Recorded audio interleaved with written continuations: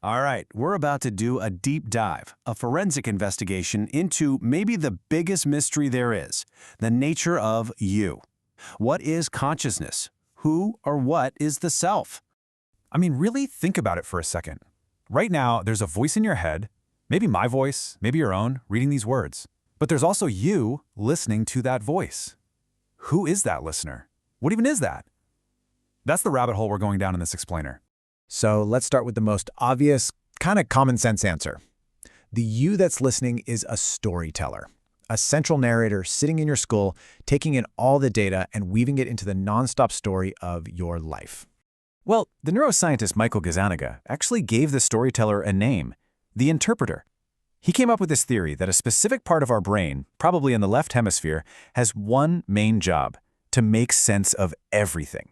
It's always, constantly, coming up with reasons and stories to explain why we do the things we do. It creates that feeling of a single, coherent self. And the evidence for this interpreter, wow, it's pretty wild. It comes from these famous split brain experiments. So you show an image of a bike, but only to the patient's right brain. Now, the right brain can't speak, so if you ask the patient, "What did you see?" the verbal left brain will say nothing. But the right brain controls the left hand, and that hand will just start drawing a bicycle. And here's the amazing part. The left brain's interpreter, which has no idea why the hand is drawing a bike, will instantly make up a story. It'll say something like, "Oh, right, I remember seeing a bike on my way in this morning." It confabulates. It invents a reason out of thin air to make it all make sense.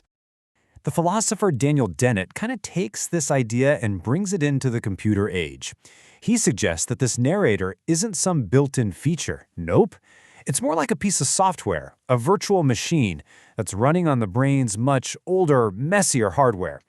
The software takes all the chaotic stuff happening at once and just smooths it out into one single, coherent story.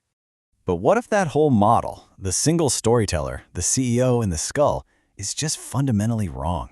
What happens when we look at a creature whose very existence just shatters our whole idea of what a mind is? Okay, so look at this comparison. Our brain is a centralized command center. It's a headquarters. But the octopus, it's running a completely different operating system. It's a distributed network. There is no single headquarters. Most of its intelligence isn't even in its head. Get this. An incredible 2/3 of an octopus's neurons are in its arms. Each arm can touch, it can taste, it can act with a stunning amount of independence. This isn't just a different kind of brain we're talking about. It's a completely different model for what a mind can be. And don't for a second think this alien biology means there's no personality. As the naturalist Simon Gugry found out, these creatures have really complex emotions, and they're all individuals. Some are shy, some are bold, some are playful, some are grumpy. They form relationships. This is not a simple machine. It is absolutely a conscious being. And this leads to a question that honestly just breaks your brain. If the intelligence is distributed like that, is the consciousness distributed too? Is an octopus one single self? Or is it more like a committee of 9 minds working together? This idea just completely upends our human-centric model of a single narrator in the skull.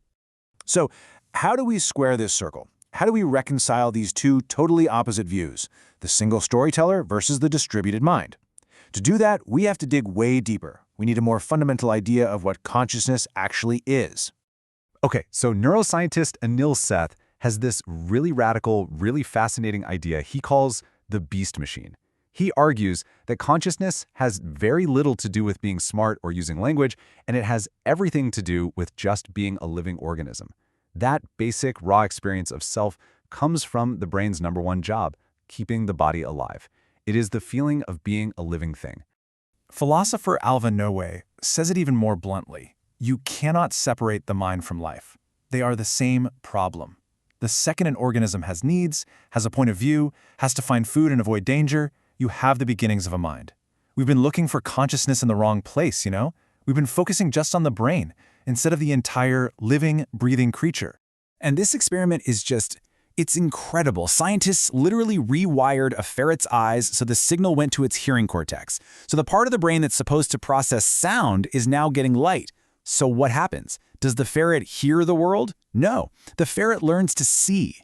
This is so crucial. It means that conscious experience isn't about which specific neurons are firing in your head. It's about what the organism is doing. It's about that active, hands-on relationship with the world around it.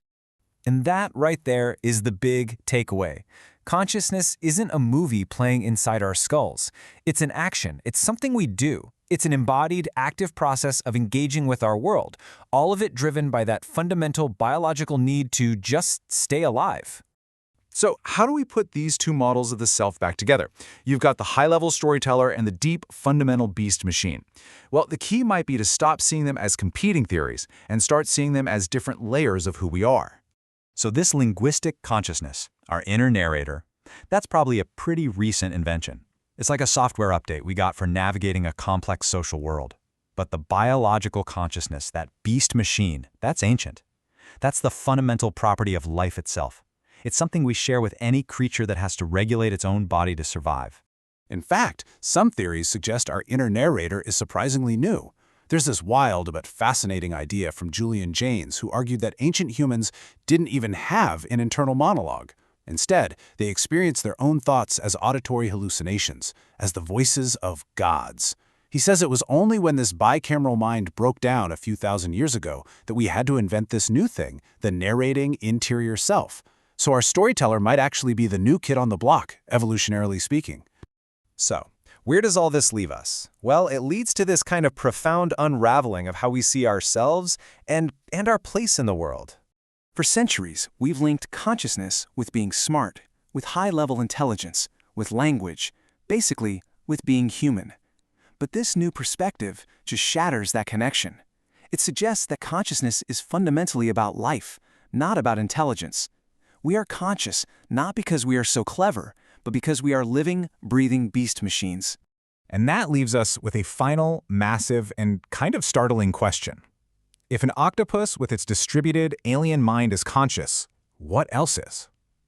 If the root of consciousness is the biological struggle for survival, how far down that tree of life does the feeling of being alive actually go? Suddenly, the world starts to look very, very different, and a whole lot more alive.